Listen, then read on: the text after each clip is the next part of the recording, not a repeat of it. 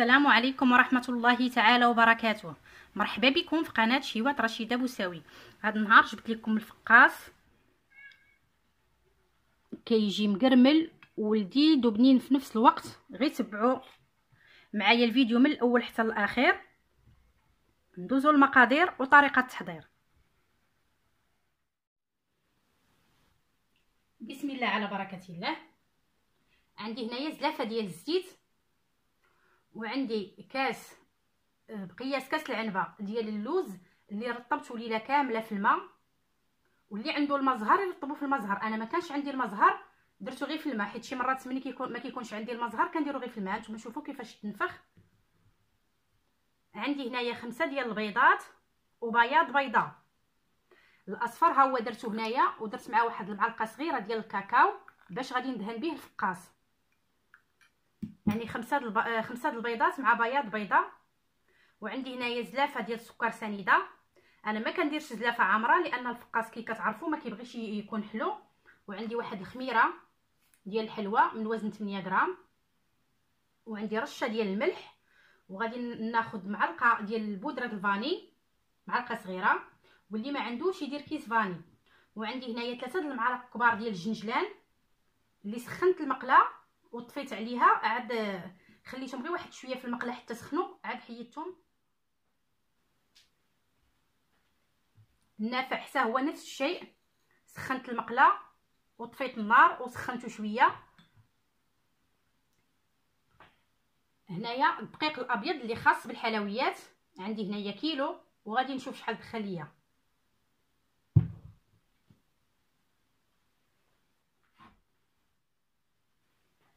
كناخذ الخلاط الكهربائي وكنضيف البيض، 5 ديال البيضات مع بياض بيضه، وغادي ندير سكر سنيده، وغادي ندير زلافه ديال الزيت،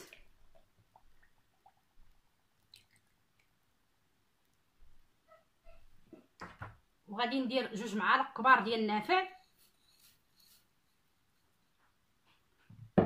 وغادي ندير رشه د الملح،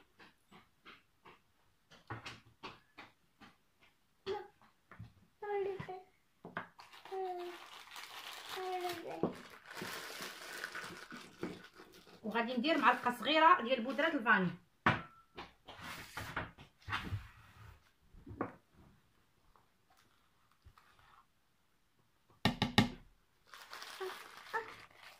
انا غنطحن هذا الشيء وغادي نتلاقى معكم. ماما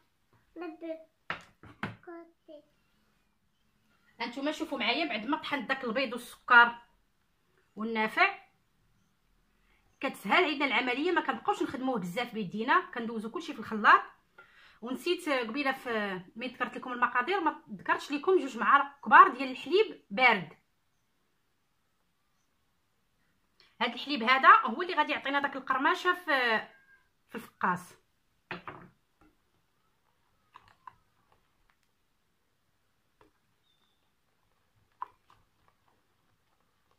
غادي نزيد دوك 3 المعالق كبار ديال الجنجلان اللي سخنت. كنسخنوا الجنجلان باش ما كتبقاش لينا فيه ديك الريحه ديال الجنجلان، ماشي الريحه ديك الريحه الخضوريه.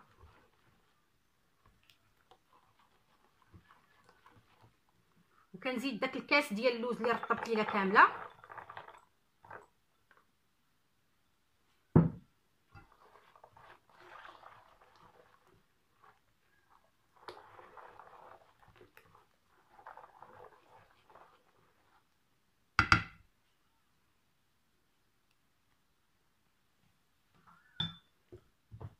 ودابا كنبدا نزيد الدقيق بشويه بشويه. المهم العجينه ديال الفقاص ما خاصهاش تكون قاصحه وما خاصهاش تكون مرخوفه بزاف. الا قصحتوا العجينه غادي يجيكم الفقاص مدقص من الداخل، وإلا رخفتوها عاوتاني داك ما غاديش يجيكم زوين. دوك الباكيطات غادي يسيحوا ليكم. غنضيف كيس من الخميره د الحلوى.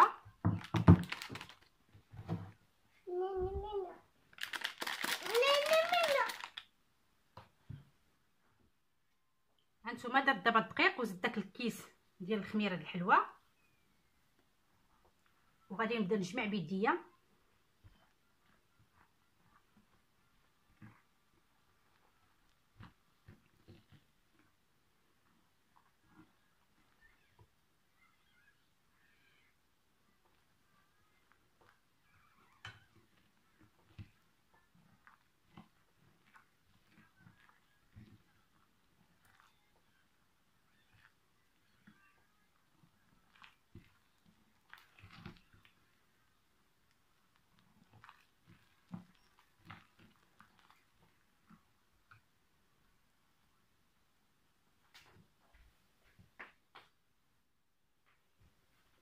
هانتوما شوفوا معايا بعد ما جمعت العجينه ديالي، هانتوما مرخوفه وفي نفس الوقت ما كتلصقش لينا في اليد وما قصحناهاش. بالنسبه للدقيق انا ما دخلتش ليا داك كيلو كامل ديال الدقيق، حسبوا دخلت ليا كيلو قل ربع ديال الدقيق، كيلو الا ربع، هنا شي رابعه ديال الدقيق اللي بقات.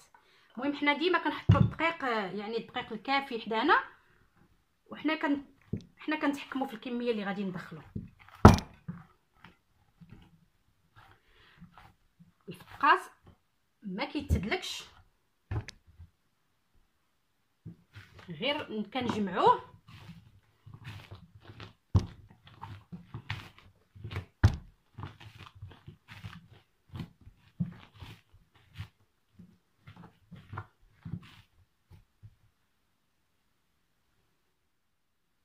هانتوما شوفوا معايا بعد ما جمعت العجينه. دابا غادي نقسمها على ربعه ديال الكرات.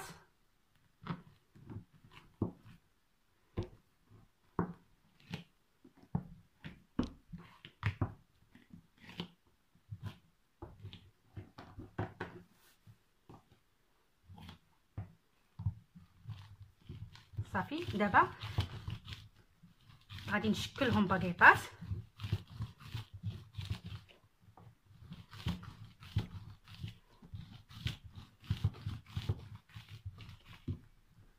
بالنسبه لحجم الفقاس نتوما اللي كتحكموا فيه، بغيتوا الفقاس كبير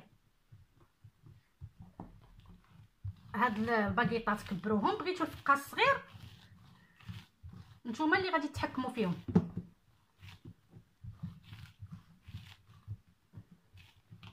هانتوما شوفوا معايا، ها هي الباكيطه ديالي. دابا انا خديت اللاطه ودرت ليها هذا الكاغط هذا.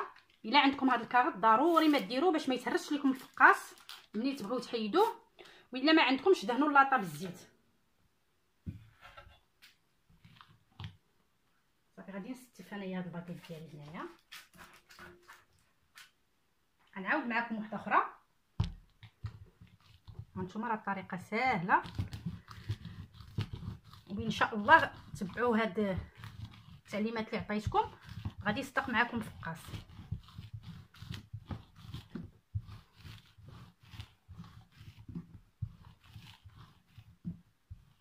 صافي غنحطها في اللاطه ونكمل. هانتوما شوفوا معايا بعد ما كملت دوك الباكيطات ديالي كاملين درتهم في اللاطه، وغير هكايا وركت عليهم غير شويه، غير بحال هكايا، ما نقرصوهمش بزاف، غير واحد شويه غير هكا. صافي دابا كناخذ هذاك اصفر بيضه، درت معاه قطع ثلاثه القطيرات ديال الخل باش ما تبقاش ديك الزفوريه ديال البيض، وزدت معاهم واحد نص معلقه صغيره ديال الكاكاو وخلطت مزيان على هذا الشكل. ودابا غادي نبدا ندهن به الفقاس ديالي.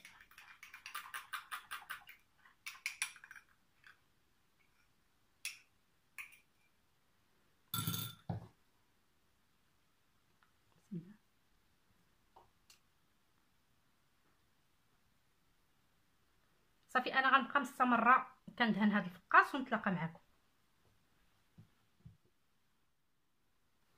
هانتوما شوفوا معايا بعد ما دهنت داك الباكيطات ديالي دهنتهم كاملين بالصفر ديال البيض والكاكاو. دابا كناخذ الفورشيط بالظهر ديال الفورشيط وكنبدا ندير خطوط على هذا الشكل غير من الفوق.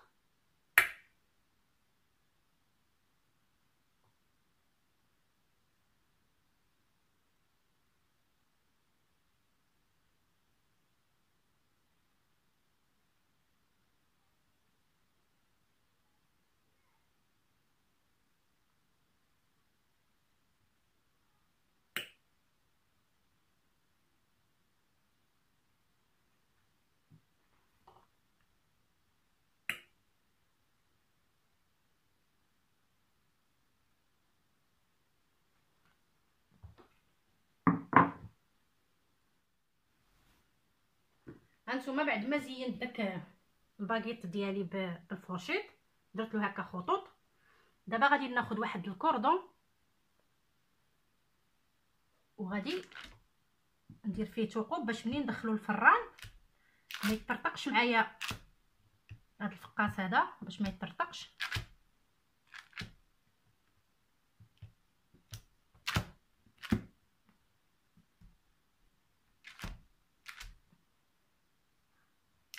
كنجيو حتى هنايا وكنديروا فيه ثقوب على هذا الشكل.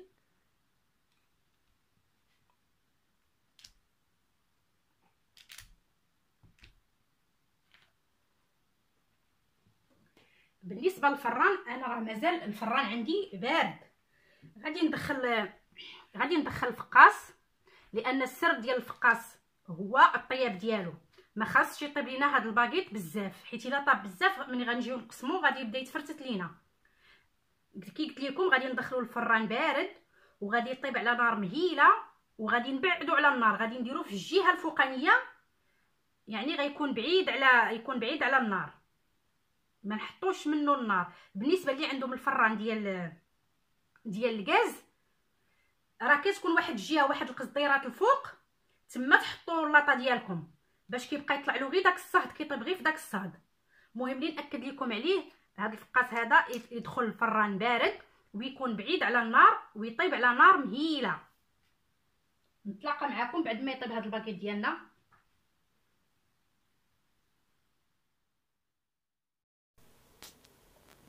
ها نتوما شوفوا معايا، بعد ما طاب الفقاس ها هو على هذا الشكل هذا. ما كنطيبوهش بزاف، ما كنخليوش حتى يتحمر بزاف، باش منين نبداو نقطعوا فيه ما يتفرتتش لينا، غير يشد راسو ونخرجوه. كناخذ واحد البلاطو وخديت واحد السربيته اللي فزقتها مزيان بالماء وعصرتها مزيان، وغادي نفرشها للبلاطو على هذا الشكل هذا كي كتشوفوا معايا. وغادي نبدا نستف فيها هذا الباكيت ديالي وحده حدا، لان هذه العمليه هذه ديال ملي كنفزقوا السربيته كتساعدنا، كتعطينا الرطوبه للفقاس، ملي كنجيو نبداو نقطعوا فيه ما كيتفرتتش لينا. صافي غادي نغطيه مزيان كي كتشوفوا معايا.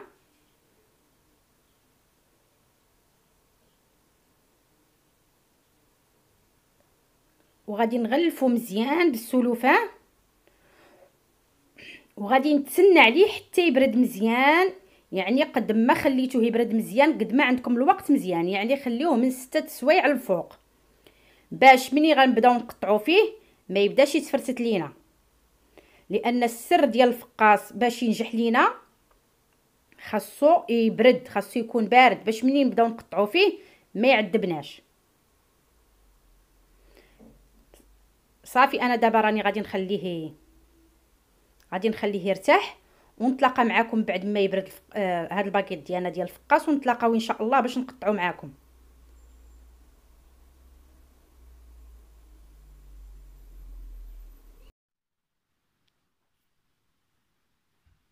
هانتوما شوفوا معايا، بعد ما خليت الفقاس ديالي برد مزيان، انا راني درتو في الصباح ودابا العشيه، يعني على الاقل خليوه 6 سوايع، خليوه يبرد مزيان باش ملي تبداو تقطعوا فيه ما يبقاش يتهرس ليكم.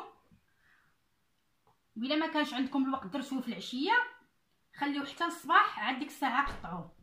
قد ما خليتو الفقاس يبرد قد ما غادي ملي نبداو نقطعوا فيه تكون النتيجه احسن، ما يتفرتتش معنا. هانتوما شوفوا دابا معايا غنبدا نقطع معكم. كنميل يدي غير شويه. وبالنسبه للموس، غير هذا الموس العادي، غير هو خصو يكون ماضي باش ملي كنهبطوا مع الفقاس ضربه وحده ما كنبقاوش وحتى داك اللوز ملي كنرطبوه ليله كامله في الماء كيجي ساهل لينا في التقطاع. نتوما تبعوا معايا. والفقاس ديما كنقطعوه شويه، ما كنقطعوش غليظ بزاف وما نقطعوش رقيق بزاف. هانتوما شوفوا معايا.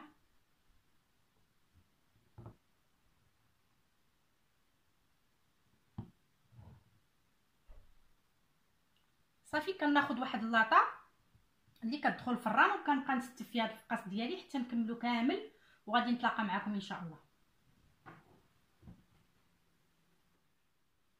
هانتوما بعد ما ساليت الفقاس ديالي في التقطاع، ها هو كيجي على هاد الشكل هذا. كناخذ واحد اللاطه اللي كتدخل الفران وكنستف فيها الفقاس ديالي وحده حدا وحده. بالنسبه للطياب ديالو دابا راه انا شعلت الفران كيسخن وغادي نقص ليه، غادي يطيب غير على 160، بين 150 و 160 على حساب كل وحده الفران ديالها. اللي عندها الفران مجهد دير غير 150، واللي عندها الفران ثقيل دير 160. بحال انا دابا غادي ندخلو يطيب على 160 وغادي نشعل عليه الفوق والتحت. والفقاس ديما خاصو النار تكون مهيله باش يجينا مقرمش. نتلاقى معكم بعد ما يطيب الفقاس ديالنا، نتلاقاو ان شاء الله. هانتوما شوفوا معايا بعد ما حمرت الفقاس ديالي كامل ساليته في الطياب، كي قلت لكم كنأكد لكم على الفران تكون النار مهيله باش غادي يجينا داك اللون يجي موحد ويجي مقرمل. ضروري من النار ما تكون مهيله البنات، هذا سر من اسرار الفقاس. هانتوما شوفوا معايا كيفاش كيجي، وداك اللوز هكا كيجي صحيح كيعطي واحد المنظر زوين. شوفوا معايا